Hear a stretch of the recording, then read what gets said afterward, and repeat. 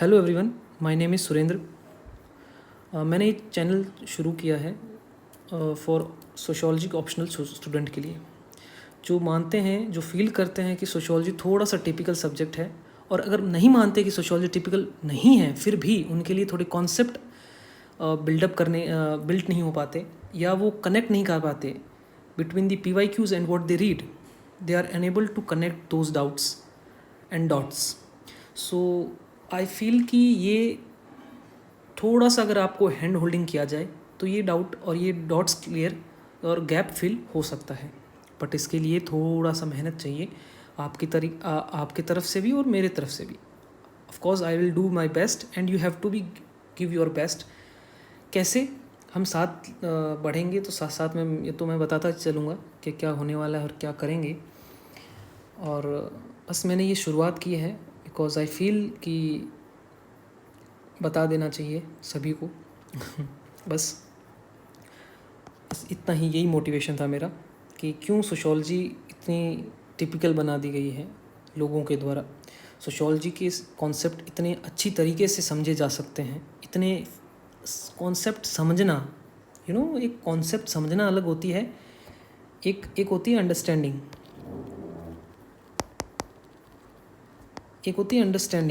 और एक होती है clarity.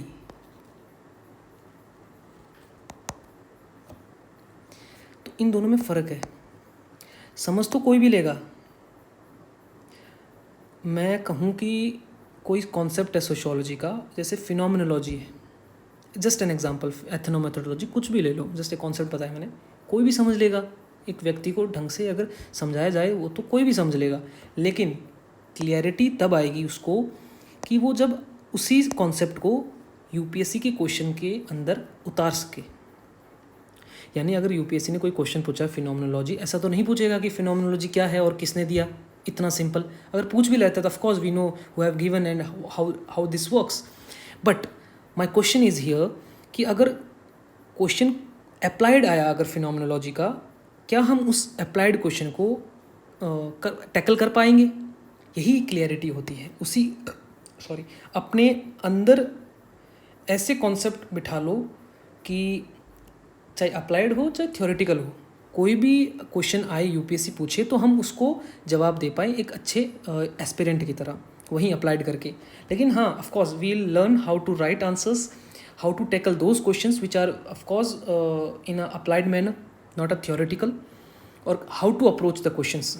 This is the most important thing I want to discuss with you, कि अप्रोच कैसे किया जाए क्वेश्चन को। ये मैं करूँगा of course, not now but in the upcoming session I will discuss with you how to approach the questions. Because questions, क्योंकि मतलब कंटेंट पढ़ना अलग चीज़ होती है, फिर उसको कंटेंट को अपने आंसर्स के अंदर डेवलप करना या उसको उतारना अलग चीज़ होती है। बिकॉज ये स्किल होती है। ऑफ कोर्स कोई सिखा नहीं पाएगा आपको, लेकिन हाँ, हैंड होल्डिंग थोड़ा सा दिशा दे सकता है, डायरेक्शन दे सकता है। Someone who has kind of a knowledge that how to approach the answers. Of course he or she can give you a direction that how you going to approach that questions. ठीक है, तो यही मैं करूँगा, कोशिश करूँगा, I will try my best कि sociology को मैं यहाँ एकदम बहुत सिंपल तरीके से, बहुत एकदम फर्स्ट अटेम्प्टर की तरह आपको समझा पाऊँ। और आपको भी मैं यही रिकमेंड क्या यही होना चाहिए कि फर्स्ट अटेम्प्टर की तरह ही सोशियोलॉजिकल आंसर लिखने अपन को। हम कोई यहाँ भागा दौड़ नहीं करेंगे कि हमें we are here to collecting the notes और कंटेंट, कि हम यहाँ अलग अलग अपने नोट्स के अंदर, हमने नोट्स तो बाकायदा बना रखे होंगे कहीं ना कहीं से, या कोचिंग से, या हम यूट्यूब से, जो भी है, there is lot of sources in the market and on the internet. तो उस नोट्स के अंदर हम क्या चाहते हैं, हम क्या करते हैं कि कुछ टाइम के बाद हमको लगता है deficit. what kind of a deficit we feel deficit of thinkers, content deficit, a deficit of कि शायद प्रिपेयर्ड नहीं है तरीके अच्छे नहीं हैं, पॉइंट्स अच्छे नहीं हैं, थोड़े और अच्छे हो सकते हैं पॉइंट्स को, हालांकि याद वो भी नहीं हो रहे, लेकिन हमें और अच्छे की तरफ जाने। तो ये ऐसा नहीं करेंगे हम कि लोग कंटेंट के अंदर अपने थिंकर्स बहुत सारे उतारते हैं कि हमें थिंकर भर दिया, कोई भी क्वेश्चन पूछे थिंकर उतार दिया। I will not take a name of a topper who secured I think rank 2 in of course I will not take the year also, of course you will guess that, but उन्होंने अपने answers में thinker ही thinker coat कर रखे थे. Of course you have taken secured AI2 rank, but ultimately मेरा मानना है कि सोशोलॉजी में उनके दी बेस्ट तो नहीं लेकिन ठीक ठाक नंबर थे. लेकिन इसका ये मतलब नहीं कि हम सोशोलॉजी के अंदर थिंकर्स इंट्रोड्यूस करेंगे. Will not going to this. हम ये नहीं करेंगे. हम एक अच्छे तरीके से कॉन्सेप्ट को समझेंगे जो एकदम बेहतर तरीके से आंसर में उतारा जा सकता है. ठीक है, तो ये हम इस पे इन लेक्चर्स में हम अंडरस्टैंडिंग और क्लियरिटी पे हम ध्यान देंगे. ये पहली चीज़ हो गई. सेकंड हो गई, हम सोशोलॉजिकल आंसर सोशोलॉजी की तरह ही लिखेंगे, ना कि उसे सोशोलॉजिस्ट की तरह. ठीक है, ये सेकंड बात हो गई.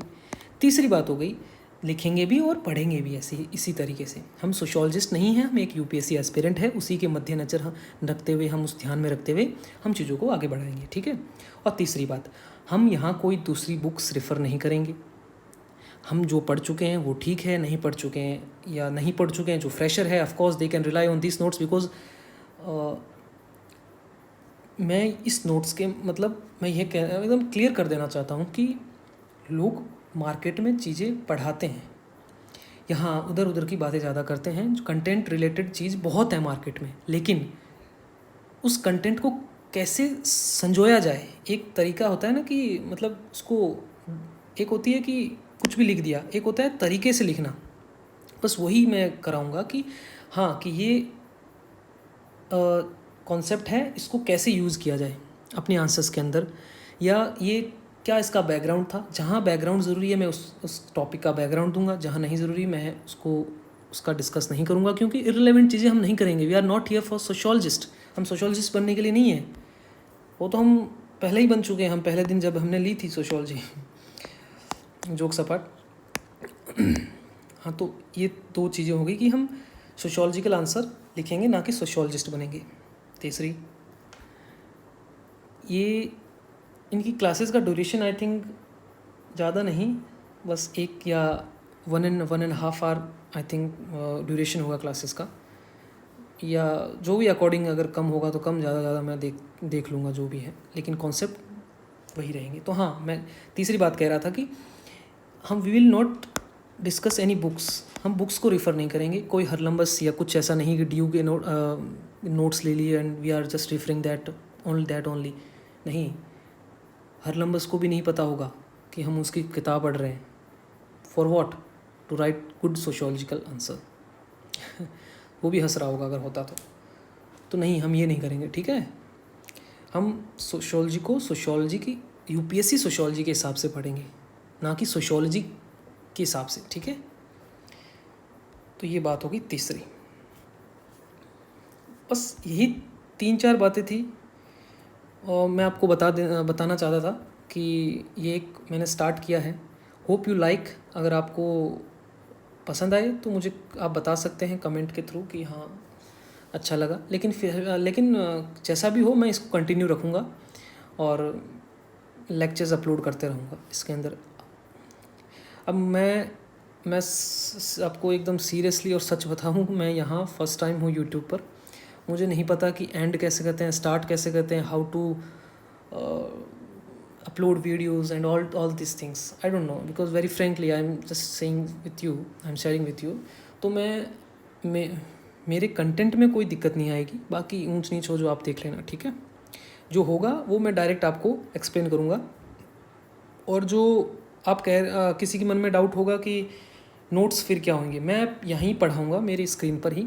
जो भी कुछ होगा मैं यहीं लिखूँगा. आपको रनी नोट्स बनाने हैं. You can utilize the best way of this class is to make runny notes. This will give you very good start for this your answer writing.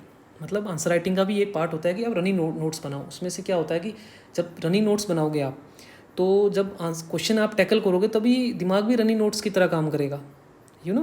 आगे बात करेंगे इस पर बहुत डिटेल्स में. अगर नहीं समझ में आया कोई बात नहीं.